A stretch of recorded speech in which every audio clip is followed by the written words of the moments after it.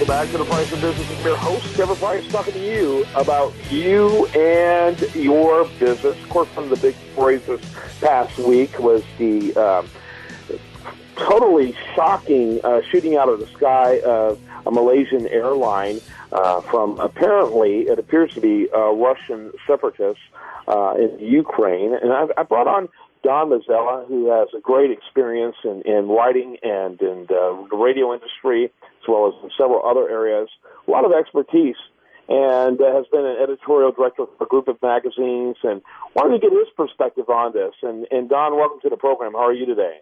Thank you. Glad to be here. Tell us a little bit about your background and what led your interest in being a voice when it comes to this incident. Well, amongst the other things, I used to write for Aviation Week, which is the Bible of the aviation industry. So I have a little expertise there, and I've been a correspondent. And generally, I've followed this. I've covered enough wars to know a little bit about it, sometimes too much.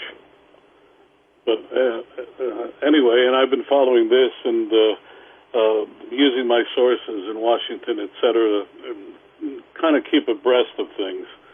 And the main thing that what's come out of this is that it's really given Putin a very black eye. And right now, if he's a smart man, which he clearly is, he's figuring a way of extricating himself from this situation. You know what they say, when you give kids dangerous toys, they hurt themselves?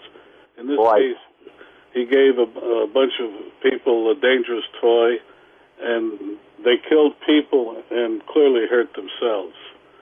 Yeah, it's interesting. And I agree with you. I actually think from a geopolitical perspective, I don't like Putin, obviously, but I think he's probably got the best real understanding of geopolitics than probably any world leader right now.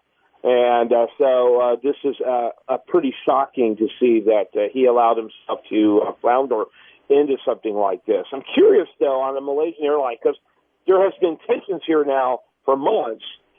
There's now been planes being shot out of the sky for at least a few weeks. They were military planes. Had other planes been avoiding the area? Had other airlines been avoiding the area? Do you know anything about how other airlines were treating this area before this Malaysian flight got shot down? Well, it was kind of a half and half. Some of them did change the route somewhat, but then don't forget they have other problems. You have Iran with its airspace. You have Iraq with it, and Syria. No one expected them to hit an airliner going at 33,000 feet. Most of the casualties, the air casualties, have come at much lower altitudes. From what my understanding is that they locked onto one target, but not big. It takes a long time to learn how to use an anti-aircraft a weapon of this sophistication, and I think that they didn't get enough training. And when, instead of locking onto what I suspect was a Ukrainian plane, it locked onto the airliner, and they did not know how to divert it. Okay, are you saying that there was actually a military plane up at the same time, and they accidentally hit the wrong one? That's my supposition, and supposition of a lot of people I've talked to. The SAM missile locks onto a target and then follows it, and is fast enough to follow it through any invasive movements. In this case, it probably lost contact with one, quickly reacquired the other, and that's what some people suspect happened in this case. And the ground crew did not know what to do. They have certain fail-safe systems. Every system does. And there is a belief they simply did not understand how to use the equipment properly. You can't just, in 2 months, learn how to use sophisticated weapons. It's not done that way. To give you a counter, the Israelis, with their Iron Dome system, require a 5 to 7 month training period in order to get it right. And our anti-ballistic missiles, etc., and most systems have the rigorous training programs, and they have rigorous safeguards, because you don't want to shoot down your own plane. Hey, Don, forgive me. I want to stay on the path of, people believing that it may have been another plane out there. And you mentioned that some sources are saying this. You don't need to name names because they may want to remain silent. But what kind of positions are they in that might give you reason to believe they would know this? Well, that's a supposition based on various government sources, various private sources that I've developed over the years. Another plane, it could have been a helicopter. It could have been a Ukrainian fighter. They were desperately trying to knock down a Ukrainian government fighter to prove their superiority. And that's what some people believe happened in this case. For all we know, it could have been an accidental firing. These missiles are on standby, ready to go, and somebody could have just screwed up. I mean, in the end, the missile was fired. It acquired a target that didn't move, and don't forget, it moves at 3 times the speed of sound. That plane was going at 600-odd miles an hour.